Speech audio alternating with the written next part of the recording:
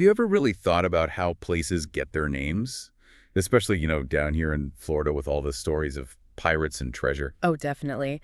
And today we've got a story that's, well, it's part treasure hunt, part clever marketing, really. It's kind of wild. It really is. We're doing a deep dive into how Treasure Island and St. Petersburg Beach got their names. And spoiler, it involves a bit of mischief. A lot of mischief, maybe. Well, It really shows how a good story, even a cooked-up one, can shape a place's whole identity, sometimes more than actual gold ever could. exactly.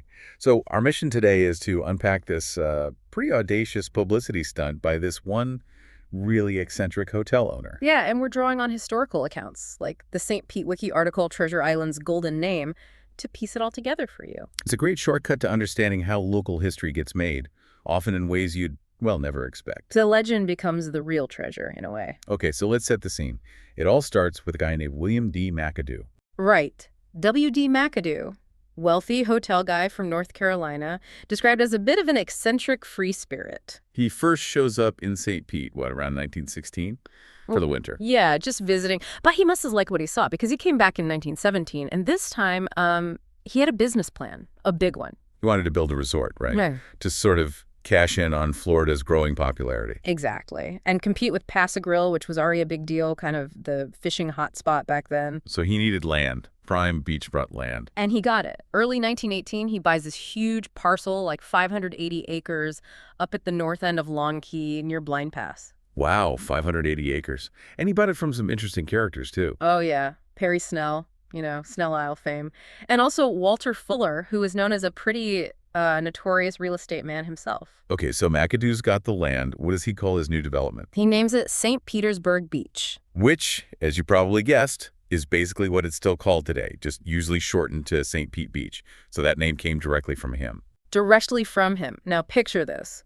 Right across Blind Pass from McAdoo's new land on Long Key, there's this other little island. Just a barrier island? Not much there. Not much at all back then. It was called Coney Island. Basically just a long sandbar, really undeveloped. So kind of a blank slate compared to McAdoo's ambitious plans next door. Totally. There was one hotel, the Coney Island Resort, mostly for fishermen, but that was about it. A quiet little spot. Right. So McAdoo has his St. Petersburg Beach property. Yeah. But he needs buzz. He needs people to notice it, right? Mm. This tells you something about those Florida land booms. Oh, absolutely. He needed to get people talking, and he figured out a pretty dramatic way to do it. This is where the pirate treasure hoax comes in. This is brilliant. It really is. So right after he buys the land, early 1918, McAdoo announces he's off on a fishing trip to his new property. Very casual. Uh-huh. But before he goes, he happens to mention, just chatting, that he found an interesting nail near a little lake on his land. Hints he might look into it more, just planting the seed. okay, so he goes on his fishing trip. What's really going on? Well, he and his handyman, a guy called Old John, they take an old chest, fill it with scrap iron. Scrap iron, not gold coins. Nope, just heavy junk. And they bury it in this shallow lake on his property right there at Blind Pass, strategically located across from, you guessed it, Coney Island. The dedication to the bit is amazing. Isn't it? So then he comes back to town from his fishing expedition, and what does he have with him? Let me guess.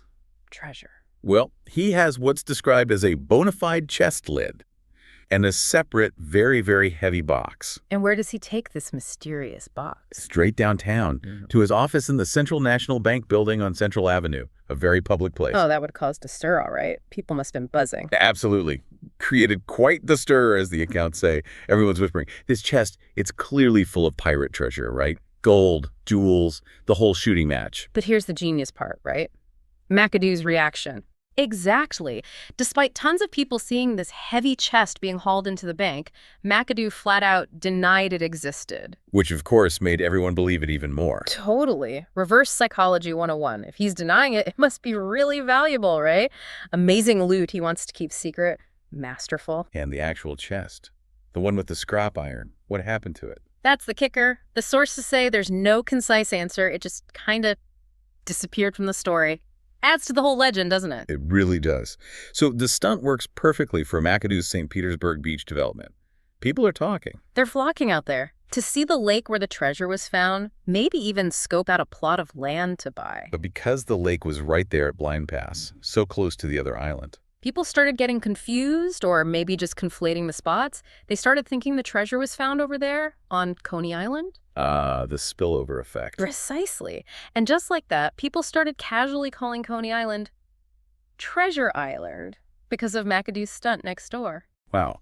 So it wasn't even found there, but the name stuck anyway. It just stuck, became the popular name through local gossip and repetition. And then it became official. Yep, a few years later, 1921, a developer who actually owned a lot of that island formally dropped the Coney Island name and adopted the much more popular, much more evocative Treasure Island. That is incredible. And the treasure idea lived on, didn't it? Oh, yeah. Even after World War II, during the next big land boom, developers on Treasure Island would apparently bury chests as a gimmick, like for fun, for buyers to dig up. They leaned into the legend. So McAdoo's stunt had really long legs. It really did. And McAdoo did other things too. Built his own pole bridge, the McAdoo Bridge.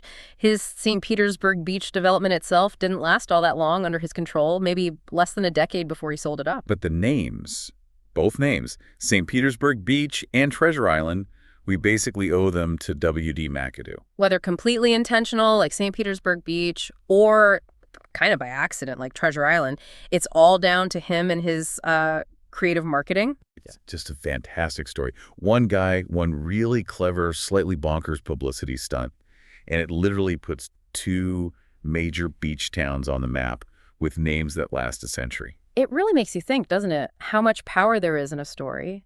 The idea of treasure, the legend, turned out to be way more valuable and enduring than any actual gold or jewels. Absolutely. So it leaves us wondering, what stories are hiding behind the names of places in your neck of the woods? Yeah, what unexpected origins or maybe even little hoaxes might be waiting to be uncovered in your own local history? Worth digging into, maybe.